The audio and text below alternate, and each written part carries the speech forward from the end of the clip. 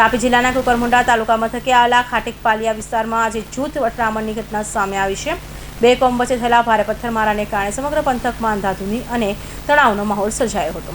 અહિંસક ઘટનામાં 8 જેટલા લોકો ઘાયલ થયા હોવાની પ્રાથમિક અહેવાલ મળી રહ્યા છે।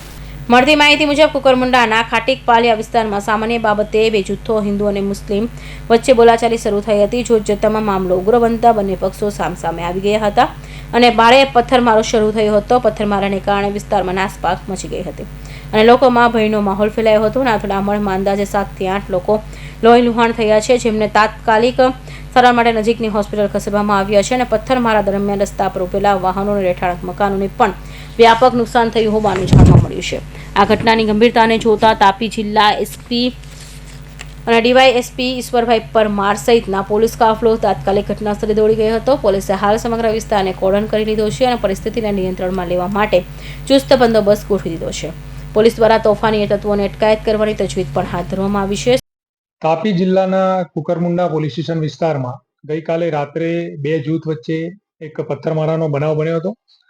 બનાવની હકીકત મુજબ બે જૂથના યુવાનો વચ્ચે બાઇક લઈ જતી વખતે બોલાચાલી થયેલ અને આ બોલાચાલીએ થોડું મોટું સ્વરૂપ પકડી લેતા આ બનાવ બન્યો હતો અને બોલાચાલી બાદ બંને જૂથ વચ્ચે પથ્થરમારો થયો હતો, પરંતુ પોલીસને તાત્કાલિક જાણ થતાં ઘટના સ્થળ ઉપર પોલીસ તાત્કાલિક પહોંચી ગઈ અને પરિસ્થિતિ ઉપર કાબુ મેળવ્યો હતો। તકેદારીના ભાગરૂપે અમે આજુબાજુના પોલીસ સ્ટેશન ઉપરથી બીજો બંદોબસ્ત પણ મંગાવી રાખ્યો હતો અને એમ કરીને પરિસ્થિતિ અમે કંટ્રોલમાં લીધી હતી।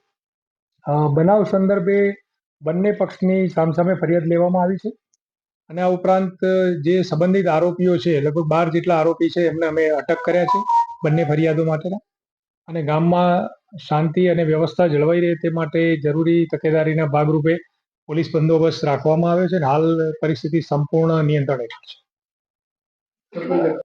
નાની મોટી ઈજા પથ્થરમારાના કારણે એને ટોટલ 10 થી 12 જણને વાગ્યું, એમાંથી બંને જૂથના બે વ્યક્તિ હોસ્પિટલમાં છે, બાકી તો તમામને નાની ઇન્જરી હતી તો તમામને રજા।